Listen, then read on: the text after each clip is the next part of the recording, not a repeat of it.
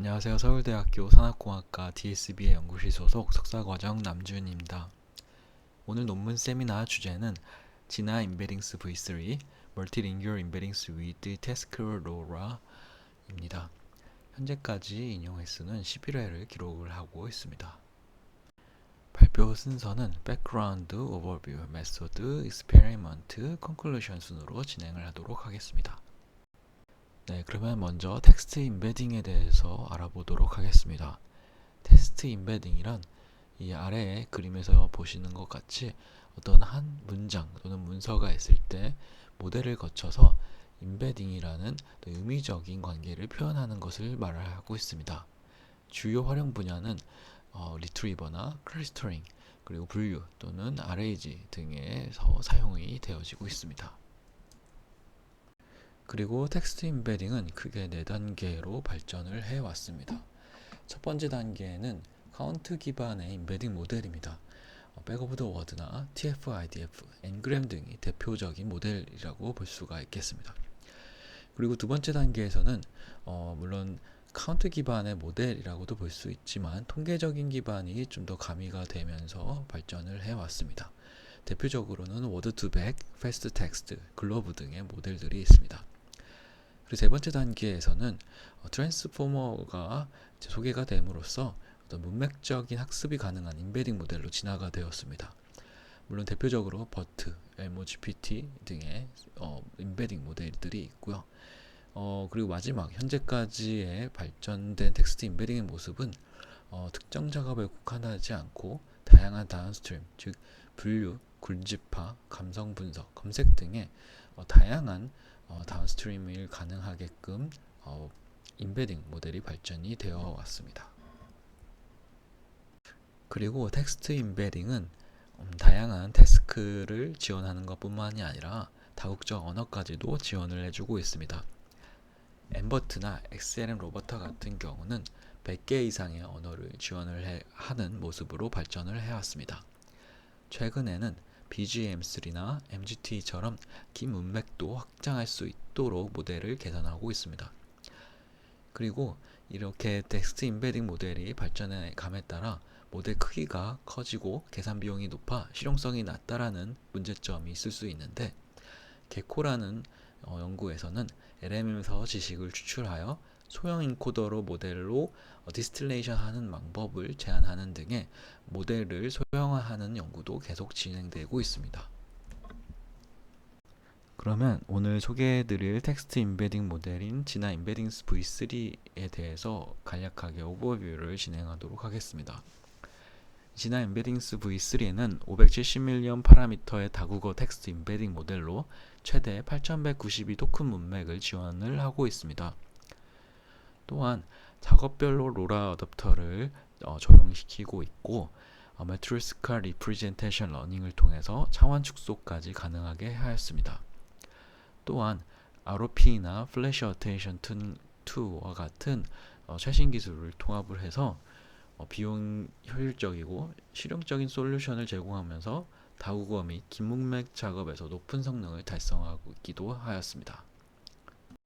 네, 진화 임베딩스 V3의 이름에서 아시다시피 V3는 버전 3를 의미하고 있는데요.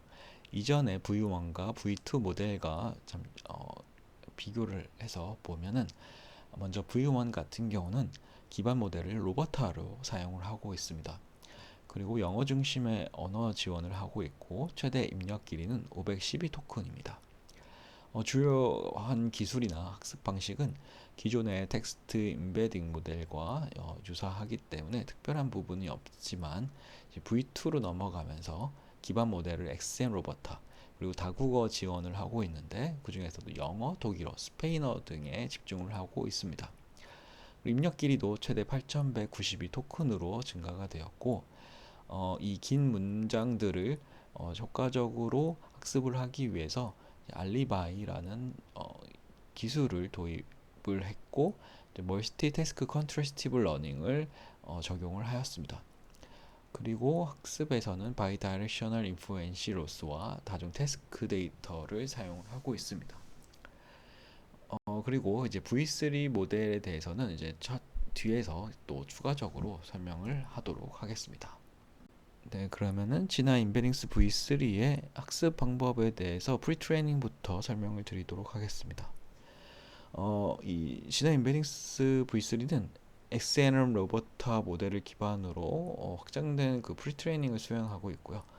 또 8192기 토큰까지의 긴 문맥을 학습할 수 있도록 설계가 되어져 있습니다.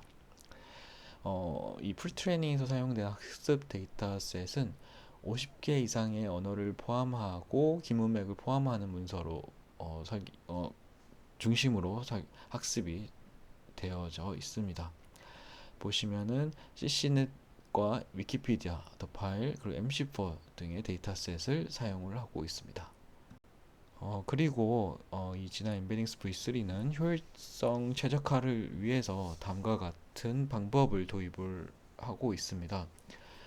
먼저 플래시 어텐션 2를 적용을 하였는데요. 기존 트랜스포머 대비 2배 빠른 속도로 학습이 가능하고 GPU 메모리를 절약해서 더 긴 문맥을 학습할 수 있도록 지원을 해주고 있습니다. 또한 효율적인 분산 학습을 위해 딥스피드 프레임워크를 활용하고 있는데, 이를 통해서 모델 훈련 속도를 높이고 더 큰 배치 크기로 학습이 가능하게 되었습니다. 그리고 매트리스카 리프레젠테이션 러닝을 적용해서 32차원부터 1024차원까지의 다양한 크기의 인베딩을 동시에 학습할 수 있도록 설계가 되었고요. 이는 저차원 인베딩에서도 성능을 유지할 수 있도록 학습하는 방법이라고 보시면 되겠습니다. 그럼 뒤에서 또 자세하게 설명을 드리도록 하겠습니다. 네, 그러면 플래시 어텐션 2에 대해서 설명을 드리도록 하겠습니다. 기본 트랜스포머 모델은 셀프 어텐션 연산을 통해서 문맥 정보를 학습하고 있는데, 이러한 부분 때문에 입력 시퀀스 길이가 길어질수록 연산량과 메모리 사용량이 기하급수적으로 증가하는 그런 문제점이 있습니다.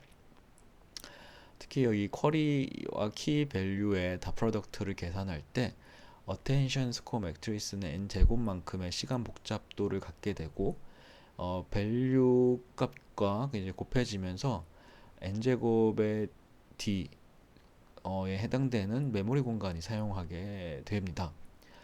그렇기 때문에 만약에 시퀀스 길이가 길어지게 되면은 메모리 사용량이 급증하고 8192개 이상의 토큰을 처리하는 것이 어려울 수가 있습니다. 그래서 이러한 문제점을 극복하기 위해서 플래시 어텐션 2를 적용하게 됩니다. 플래시 어텐션 2의 기본 원리는 메모리 커피를 최소화하는 것입니다. 기존 어텐션 연산에서는 쿼리키 밸류 행렬을 GPU에서 반복적으로 로드를 해야 하지만 플래시 어텐션 2는 다음의 방법을 통해서 GPU에 직접 연산을 수행하게 되고, 이를 통해서 불필요한 메모리 복사를 제거하게 됩니다. 이 방법들을 하나씩 보시면, 먼저 블록 단위 연산을 진행하는데요. 어텐션 행렬을 한 번에 계산하는 것이 아니라 작은 블록 단위로 나누어 연산해서 메모리 사용을 최소화하게 됩니다. 이를 통해 긴 시퀀스, 즉 8192 토큰에 해당되는 시퀀스도 처리가 가능하게 됩니다. 또한 GPU의 고속 레지스터를 적극적으로 사용해서 메모리 연산을 최적화하는데요. 매트릭스 연산을 최적화하는데요. 기존 어텐션에서는 중간 계산 값을 저장할 때 VRAM을 사용하고 있는데, 플래시 어텐션 2에서는 GPU 레지스터 내에서 계산을 수행해서 속도를 높일 수가 있습니다. 그리고 어텐션 연산의 핵심 연산 중 하나인 소프트맥스를 GPU 연산과 함께 최적화해서 불필요한 데이터 이동을 최소화할 수가 있습니다. 그리고 플래시 어텐션 1과 2의 차이점을 또 설명을 좀 드리면, 플래시 어텐션 1 같은 경우 쿼리 블럭을 기준으로 나눠서 하나씩 어텐션을 계산하는 방식입니다. 그리고 이제 이것 또한 좀 최적화하기 위해서 플래시 어텐션 2에서는 쿼리 방향뿐만이 아니라 키 밸류도 적극적으로 병렬화를 진행하는데요. 전체 어텐션 행렬을 2D로 나누어서 어텐션 블럭 전체를 병렬 처리할 수가 있게 되었고, 이를 통해서 더 많은 스레드가 동시에 작업 가능하게 되었습니다. 그 다음 최적화 기법은 Matryoshka Representation Learning입니다. 줄여서 MRL이라고 부르고, 이 MRL은 하나의 모델이 다양한 크기의 임베딩을 제공할 수 있도록 학습하는 방식입니다. 이 메트로시카는 러시아 인형, 이 피규어에서 보시는 이 러시아 인형을 의미하고 있는데, 이 메트로시카 인형처럼 작은 임베딩이 큰 임베딩 내부에 포함되는 구조로 설계가 되어집니다. 먼저 큰 차원의 임베딩을 생성한 후에 작은 차원의 임베딩이 큰 차원의 정보 일부를 포함하도록 설계가 되어집니다. 예를 들어서 1020 차원의 벡터에서 512 차원을 출출해도 성능이 크게 저하되지 않도록 한다라고 보시면 되겠습니다. 기존 모델에서는 보통 이제 1024의 벡터의 크기인 단일 크기의 임베딩만 생성했었는데, 이 MRL을 적용하게 되면은 32차원부터 1024차원의 크기에 해당되는 임베딩을 동시에 학습할 수가 있게 됩니다. 즉 작은 임베딩이 큰 임베딩을 부분적으로 공유하는 구조라고 보시면 되겠습니다. 지난 임베딩 V3에서는 기본 임베딩 크기를 1024차원으로 설정하고 있는데, 이 MRL을 활용해서 32차원부터 1024차원 등 다양한 크기의 임베딩을 유연하게 생성할 수가 있습니다. 즉 훈련할 때는 기본적으로 1024차원 임베딩을 생성하도록 학습을 하고 있지만, 이 로스 펑션을 작은 차원의 임베딩도 유효하도록 설계가 되어져서 작은 차원의 임베딩이 큰 차원의 정보를 최대한 공유하거나 유지할 수 있도록 최적화가 되어집니다. 이를 통해서 인퍼런스 할 때 사용자가 원하는 차원, 예를 들면 32차원부터 1024차원까지 다양한 차원들을 선택해서 사용이 되어질 수가 있습니다. 네, 그 다음 최적화 기법은 ROP입니다. 이 ROP는 트랜스포머 모델의 입력 토큰의 순서를 인식할 수 있도록 도와주는 포지셔널 임베딩 방식 중에 하나입니다. 기존의 그 절대적인 위치 임베딩이나 학습 가능한 임베딩을 사용하는 대신에 이 벡터 형태의 위치 정보를 로테이션해서 삽입을 한다라고 보시면 되겠습니다. 이런 ROP를 사용하는 이유는 기존의 이 절대 위치 임베딩에서는 각 위치에 따라 고정된 벡터를 더해주는 방식을 취해서 길이 확장이나 일반화가 부족한 부분, 문제점이 있었는데요. 이를 극복하기 위해서 이런 그 상대적인 위치 임베딩이 필요하게 되었습니다. 하지만 이 상대적 위치 임베딩은 문맥 길이 확장에는 도움을 줄 수가 있지만 구현 복잡도가 좀 증가되는 문제점이 있었습니다. 하지만 이 ROP 같은 경우는 위치에 따른 이 임베딩 벡터의 일부 차원의 삼각함수 기반 회전 변환을 적용을 했기 때문에 입력 길이와 무관하게 일관된 위치 인코딩을 제공하게 되고, 이를 통해서 긴 문맥 처리에도 유리한 부분을 가지게 됩니다. 또한 위치 차이를 자연스럽게 인코딩하기 때문에 상대적인 거리 정보까지 반영이 가능하게 됩니다. 그래서 이러한 ROP를 기술적으로 좀 더 설명을 드리면, 만약에 그 D차원의 인풋 임베딩이 있다라고 가정했을 때 이 X의 일부 차원을 이렇게 두 개씩 쌍으로 묶어서 로테이션을 진행을 합니다. 만약에 그 2차원 벡터 x1, x2에 대해서 위치 P에 따라 로테이션을 한다라고 가정을 하면은 이 ROP x1, x2는 다음과 같은 식으로 전개가 가능합니다. 그리고 이때 그 로테이션한 각도 세타 P는 이 현재 토큰의 위치 곱하기 주파수 벡터를 가지고 있는 형태를 취하고 있고요.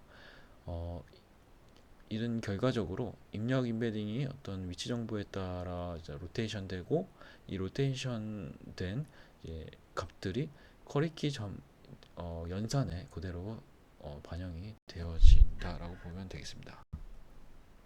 네, 그래서 이 진화 엠베딩스 V3에서는 이 ROP를 다음과 같이 활용을 하였는데요.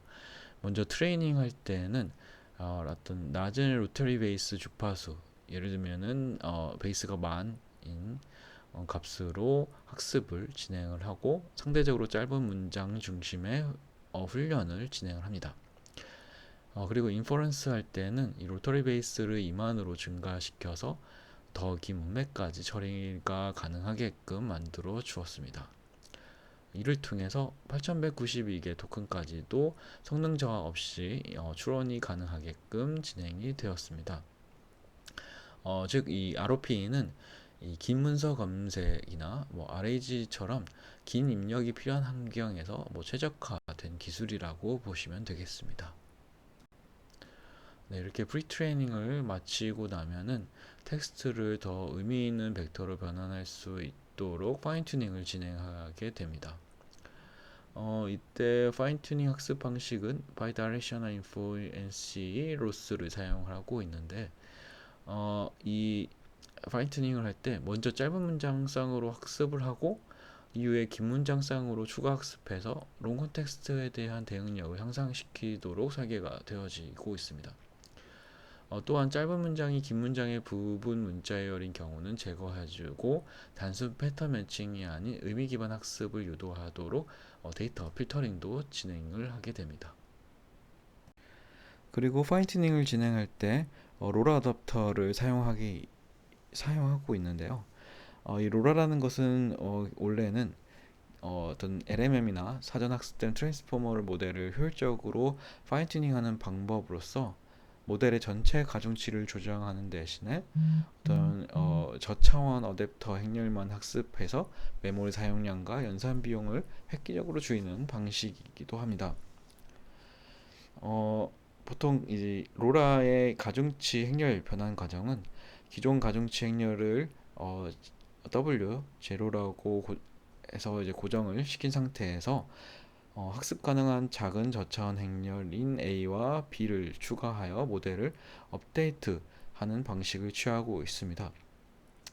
여기서 이제 A와 B는 로우 랭크, 그러니까 저차원 행렬이고 이제 랭크라는 것을 아주 매우 작게 설정을 하게 되는데요. 보통은 이제 랭크를 4나 8 등으로 설정을 하기도 합니다. 그래서 원래 가중치 행렬 W0는 변경하지 않고요. 행렬 A, B와 행렬만 학습됨으로써 훈련 비용과 메모리 사용량이 크게 감소할 수 있는 방법이라고 보시면 되겠습니다. 네, 그래서 진화 인베딩스 V3에서는 이러한 로라 어댑터 방식을 착안을 해서 이 태스크별로 총 5개의 태스크별로 각각의 로라 어댑터를 적용해서 학습을 진행을 합니다. 이 어댑터 종류는 이제 쿼리, 패시지, 그리고 세퍼레이션, 클래시피케이션, 텍스트 매칭 등 다양한 태스크들에 대한 어댑터로 나눌 수가 있습니다. 그리고 파라미터 비율은 3% 미만으로 설정을 하고 있고요. 입력되는 텍스트에 따라서 어떤 적절한 로라 어댑터를 동적으로 선택해서 최적화된 임베딩을 생성하게끔 유도를 하고 있습니다. 그리고 각 입력 태스크에서는 텍스트에서는 태스크 아이디가 할당되어 해당 태스크 아이디에 맞는 로라 어댑터가 활성화가 됩니다. 네, 그러면 이 태스크별 로라 어댑터의 학습 단계를 설명을 드리도록 하겠습니다. 먼저 이 로라 어댑터는 기존의 XLM 로버터 모델을 가중치로 고정을 하고 있고 모델의 멀티헤드 어텐션 레이어의 가중치 행렬 WQ와 WV에 로라 어댑터를 추가하게 됩니다. 그리고 로라 행렬 A와 B는 작은 크기로 설정을 해주는데 이 연구에서는 랭크를 4로 설정을 하고 있습니다. 그리고 태스크별로 데이터를 먼저 준비를 하는데요. 이런 아까 말씀드렸던 이 5개의 태스크에 맞는 데이터셋을 각각 준비를 해놓고 학습을 진행을 합니다. 네, 그래서 기존 모델 가중치는 변경하지 않고 고정한 상태에서 각각의 5개 태스크 로라 어댑터만 학습하게 됩니다. 손실함수 로스 펑션도 각각 태스크에 맞게 적용을 하고 있습니다. 먼저 검색 태스크는 이제 Asymmetry Retrieval Adapter라고 해서 info의 NC 로스로 학습을 하고 있습니다. 이때 포지티브 페어는 유사한 쿼리 문서쌍을 가지고 있고 네거티브 페어는 관련 없는 쿼리 문서쌍을 가지고 있습니다. 예를 들어 이제 쿼리가 이제 What is the capital of France라는 문장에 대해서 포지티브 페어는 Paris is the capital of France다. 뭐 프랑스의 수도는 파리이다 라는 연관된 문서를 포지티브 페어로 넣고, 만약에 에펠타워는 프랑스 안에 있다 라는 관련이 좀 부족한 문장에 대해서는 네거티브 페어 쌍으로 설정을 합니다. 그래서 이렇게 포지티브 페어와 네거티브 페어 그리고 쿼리 이렇게 구성된 데이터를 가지고 인포엔시 로스로 학습을 진행하고 있습니다.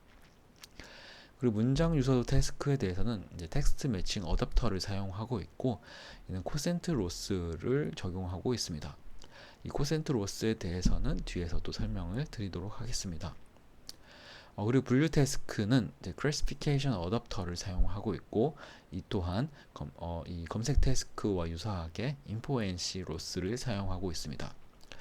먼저 I love this movie라는 긍정문, 그리고 this product is terrible 이라는 부정문 등에 대해서 각각 포지티브 페어, 네거티브 페어로 구성을 해서 인포엔시 로스로 학습을 진행을 하게 됩니다. 그리고 마지막으로 클러스터링과 리랭킹은 세퍼레이션 어댑터로 학습이 진행이 되고, 이것도 텍스트 매칭 어댑터와 유사하게 코센트 로스를 사용하고 있고, 이 또한 뒤에서 또 설명을 드리도록 하겠습니다. 네, 그러면 태스크별로 각각 어댑터들의 학습 방식에 대해서 살펴보도록 하겠습니다. 먼저 검색 태스크는 Asymmetry Retrieval Adapter를 사용을 하고 있습니다. 보통 기존 인베딩 모델들은 쿼리와 패시지를 동일한 방식으로 인코딩하는 Symmetry Retrieval 방식을 사용을 하고 있습니다. 하지만 이 쿼리 같은 경우 짧고 구체적인 질문 형태를 취하고 있고, 문서는 길고 상세한 정보의 형태를 가지고 있습니다. 그래서 이런 어시메트릭 접근 방식은 검색 성능을 저하시킬 수 있어서 어시메트릭 리트리버가 필요하다라고 보고 있습니다. 즉 쿼리는 짧고 문서는 길기 때문에 서로 다른 방식으로 인코딩을 해야 더 높은 검색 성능을 얻을 수 있게 됩니다. 그래서 어시메트릭 리트리버 어댑터에서는 쿼리와 패시지에 서로 다른 접두사를 추가해서 학습을 하고 있습니다. 예를 들면 쿼리에 같은 경우는 search query라는 프리픽스를 더하여 주었고, 패시지 입력 같은 경우는 document라는 프리픽스를 더하여 학습을 하게 하였습니다. 그렇게 해서 최종 포지티브 페어와 네거티브 페어들로 묶어서 인포엔시 로스로 학습을 진행하는데요. 첫 번째 항 같은 경우는 포지티브 페어는 가깝게, 네거티브 페어는 멀게 학습을 하는 기존의 인포엔시 로스 펑션을 취하고 있는데요. 이 두 번째 항 같은 경우는 쿼리와 패시지를 이제 위치를 바꿔서 이 쿼리와 패시지 간의 양방향 유사도 정렬을 학습할 수 있도록 또 이 추가적으로 항을 더하여 주었습니다.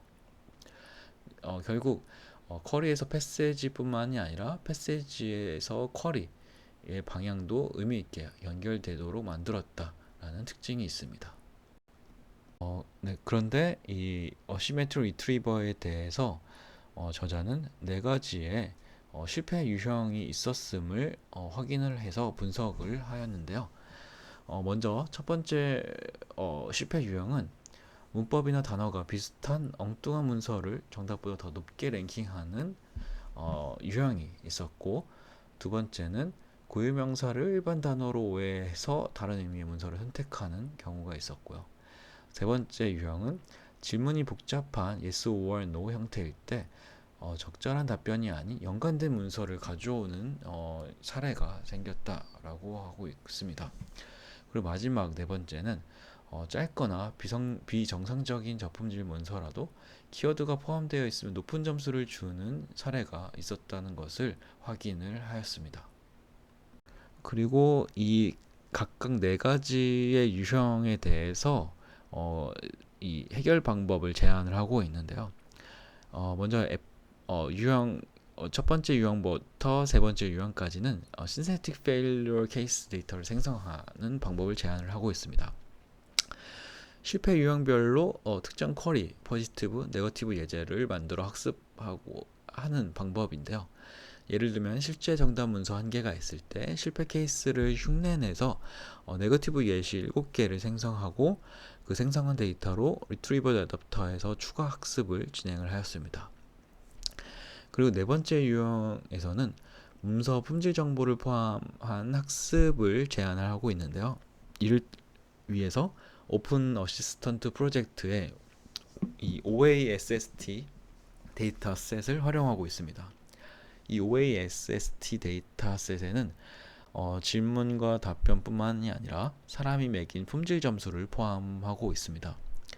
그래서 품질이 높은 답변을 포지티브, 그리고 낮은 답변을 네거티브로 학습을 하였습니다. 결국 이 오른쪽의 테이블에서 보신 것 같이 이 사람이 수동으로 고른 대표적인 실패 사례에 대한 정확도 평가에서 이제 V3 이 모델이 성능이 개선된 것을 확인해 볼 수가 있었고, 물론 이 F2 유형에 대해서는 점수 개선이 크지 않았지만 향후 개선 여지가 필요하다라고 저자가 언급을 하고 있습니다. 그리고 LMM이 만든 어떤 인공적인 실패 시나리오에 대한 평가에 대해서도 V3가 제일 높은 점수를 달성한 것을 볼 수가 있습니다.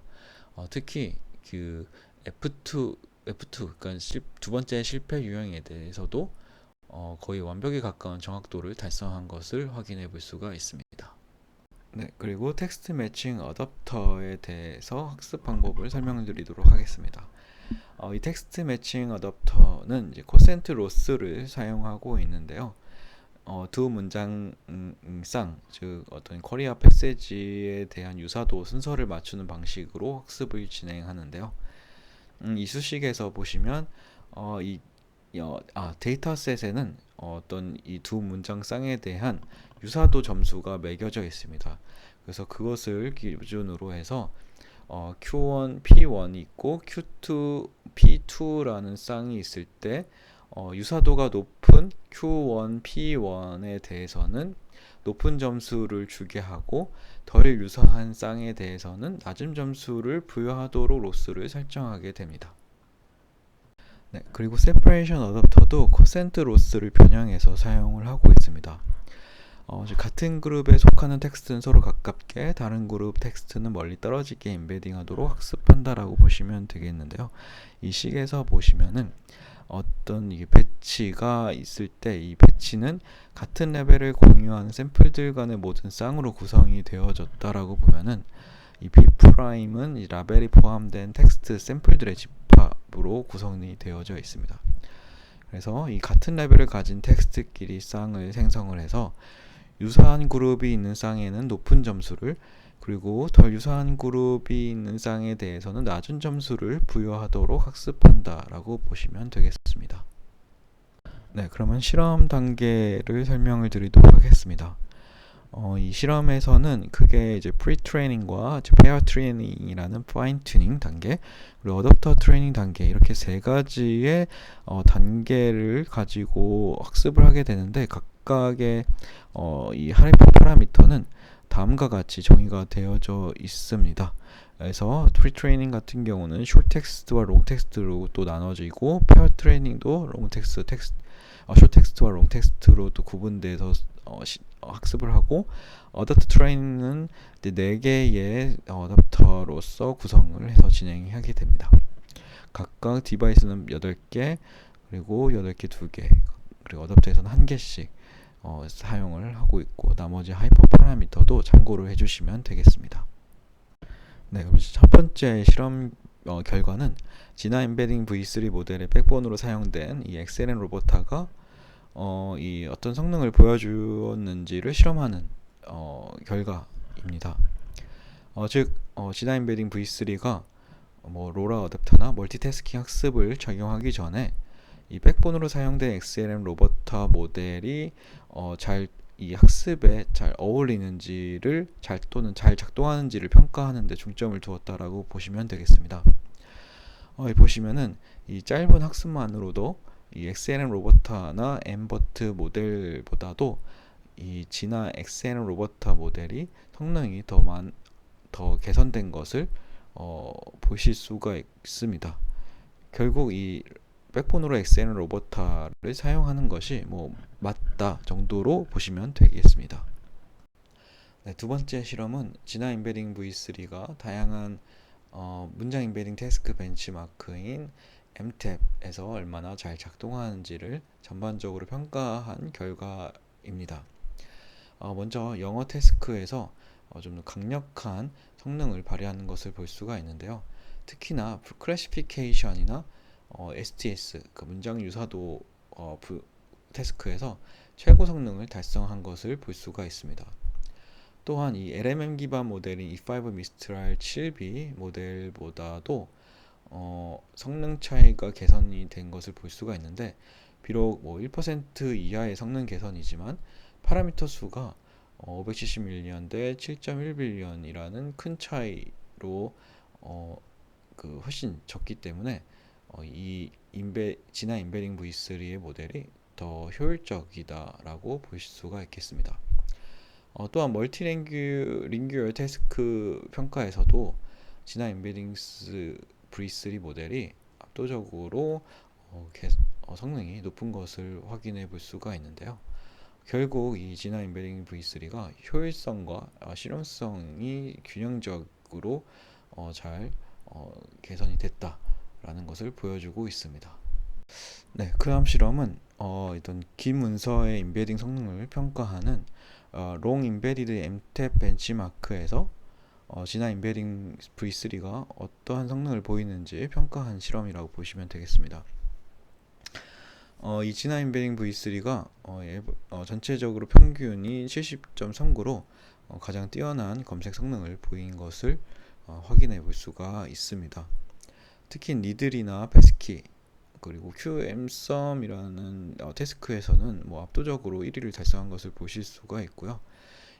내러티브 QA나 뭐 썸 스크린, 위키 QA 같은 이 태스크에서는 BGM3가 근소하게 우위를 차지하고 있지만 전체 평균은 압도적으로 이제 V3가 더 높은 것을 확인해 볼 수가 있습니다.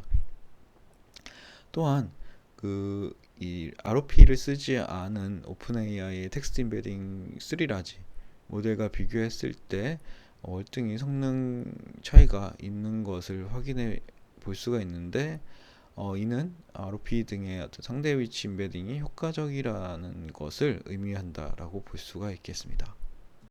네, 그 다음 실험은 메트로스카 리프레젠테이션 러닝의 학습 방법의 영향도를 측정하는 평가 결과입니다. 평가 결과를 보시면은 1024차원에 있을 때와 32차원으로 인베딩을 추출했을 때의 성능이 크게 떨어지지 않은 것을 확인해 볼 수가 있었고요.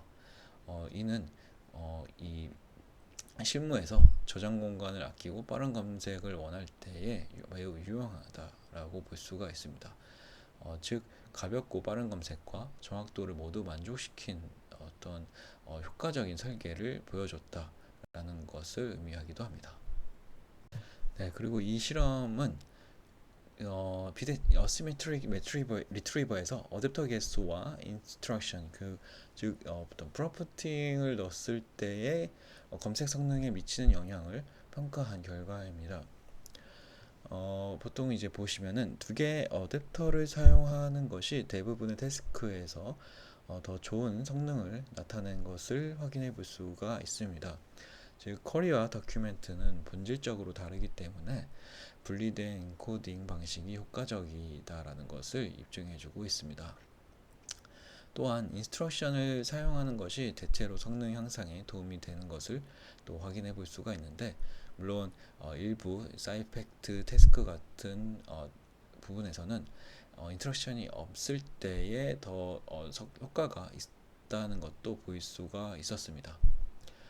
결론적으로는 가장 높은 평균 성능을 가지고 있는 조합은 두 개의 어댑터와 인스트럭션 조합이었다는 것을 확인해 볼 수 있고, 이는 실무에 적용했을 때에 검색 성능을 극대화하려면은 쿼리와 다큐멘트에 각각 적합한 전용 어댑터와 인스트럭션 조합을 조합해서 사용하는 것이 추천된다라고 언급을 하고 있습니다.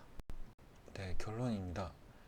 진화 엔베딩 V3 모델은 분류, 검색, 클러스터링, 텍스트 매칭 등 다양한 태스크에 대해 개별 어댑터를 훈련하여 각 태스크에 최적화된 인베딩을 제공하고 있고, 사용자가 복잡한 인스트럭션을 작성할 필요 없이 간단하게 태스크 아이디로만으로도 어댑터 성능 선택이 가능하게끔 설계가 되어져 있습니다. 또한 검색 모델의 약점인 문서 품질, 명사 해석 오류 등의 문제점들을 보완하기 위해 신세틱 페일리어 케이스 데이터를 생성하고 추가로 학습을 하였습니다. 또한 570밀리언 파라미터라는 상대적으로 작은 크기임에도 불구하고 오픈AI와 같은 대형 모델들과 비교가 가능한 성능을 발휘하고 있습니다.